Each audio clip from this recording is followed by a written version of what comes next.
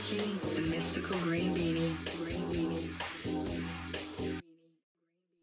Hey, what's going on, dudes and dudettes? I am the Mystical Green Beanie. Now, remember a few months back when I said that Secret Empire might end up being my favorite Marvel event? I really wanted that to be true, because I thought and still think that the lead up to this event was fantastic.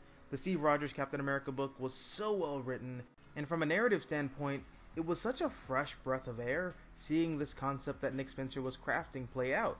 You know, I've never seen the story of what would happen if Captain America became a villain, and I was so excited seeing that story unfold and eventually come to a head in the first couple of issues of Secret Empire.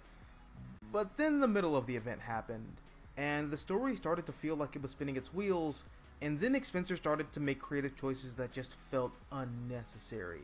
And then we got to the end, and you can kind of see some of the behind-the-scenes political and editorial decisions that were made, and I don't hate it.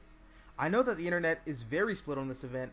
49% of the fans think that it's the greatest thing ever, and when I have Nick Spencer's Democratic twin babies. Meanwhile, the other 49% think that this is the worst thing to ever happen in the history of comics, and that reading it in its entirety will cause severe cerebral implosion.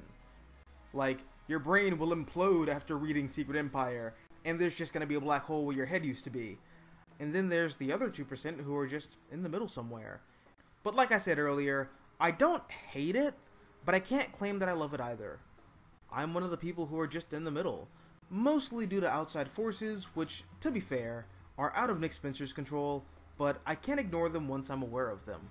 So first and foremost, Nick Spencer's ending was completely robbed from him, because when Marvel announced their legacy titles, Sam Wilson was confirmed to be stepping down from the mantle of Captain America and returning to his identity as the Falcon, which really sucks because the way in which this event ends cements Sam Wilson as the new generation's Captain America, which wouldn't be a problem if I knew that that wouldn't be the case a few weeks after this event came out.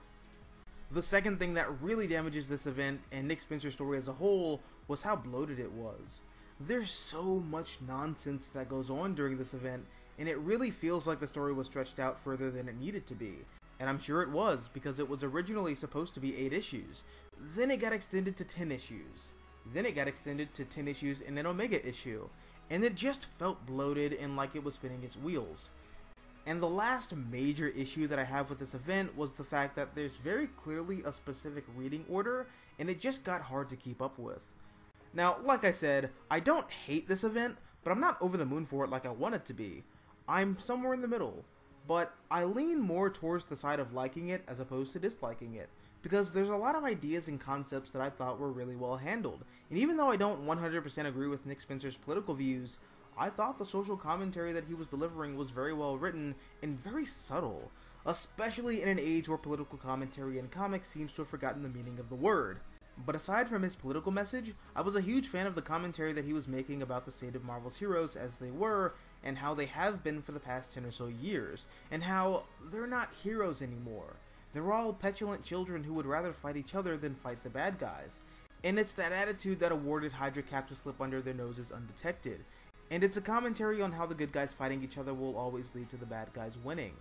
In the end, this whole event was a mess, but it's a mess that I don't outright hate, mostly because I can see what Nick Spencer was going for, and hopefully this reads a million times better in trade.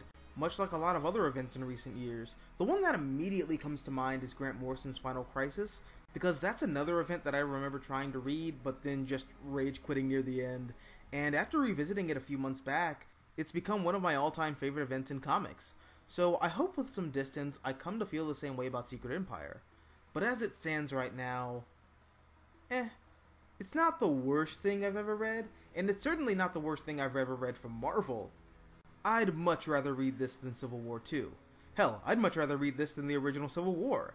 I mean, it's far better than what I read of Inhumans vs. X-Men, and it's 50% more readable than Spider-Verse. So I think the people who are calling this event the worst thing that happened in comics are being a little more than hyperbolic. Anyways guys, those are my thoughts, but what about you? Did you like it? Did you hate it? Did your brain implode while reading it? Let me know down below in the comment section. Also, if you liked this video or found it interesting, hit the like button and or share. As always, I'm the Mystical Green Beanie, thank you for watching, and as always, until next time, adios nachos. Woo!